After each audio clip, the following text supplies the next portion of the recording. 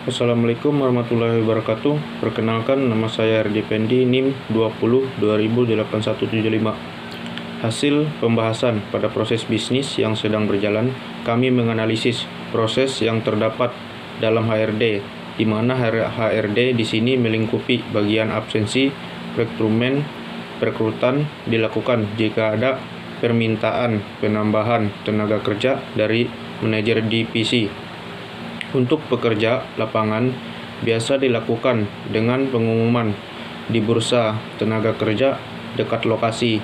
Untuk bekerja kantor dilakukan melalui portal job di internet. Proses yang dilakukan memakan waktu kurang lebih 1 minggu. Pada proses absensi, perusahaan mencatat waktu kehadiran karyawan sebagai catatan untuk penilaian kinerja, jam lembur, jatah cuti, dan mutasi karyawan. Masalah yang dihadapi perusahaan berdasarkan hasil analisis yang telah dilakukan dengan menggunakan metode wawancara dan metode survei terhadap PT Singa Terbang Dunia. Sesuai dengan tujuan kami, berikut ini adalah tata kelola SDM yang ada di perusahaan. Yang pertama, proses permintaan tenaga kerja. Yang kedua, proses rekrutmen. Yang ketiga, proses mutasi karyawan. Yang keempat, proses penilaian karyawan kontrak dan tetap.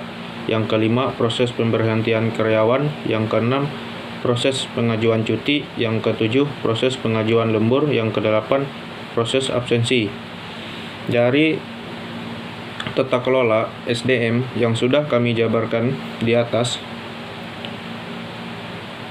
berikut ini adalah masalah-masalah yang dihadapi perusahaan.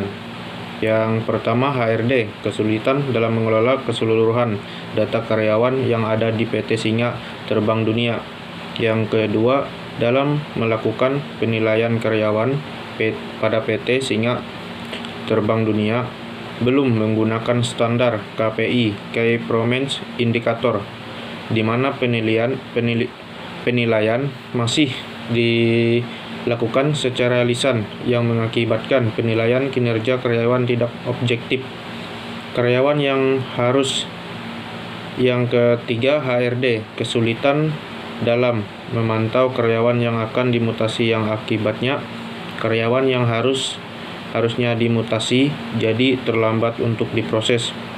Yang keempat, HRD kesulitan dalam memantau masa cuti karyawan dikarenakan jenis cuti yang berbeda-beda dan jumlah cuti dari setiap jenis cuti yang ada di perusahaan tersebut juga berbeda. Yang kelima, pada proses pemberian surat peringatan, HRD terkadang kurang objektif atau tidak sesuai dengan kesalahan yang dilakukan karyawan.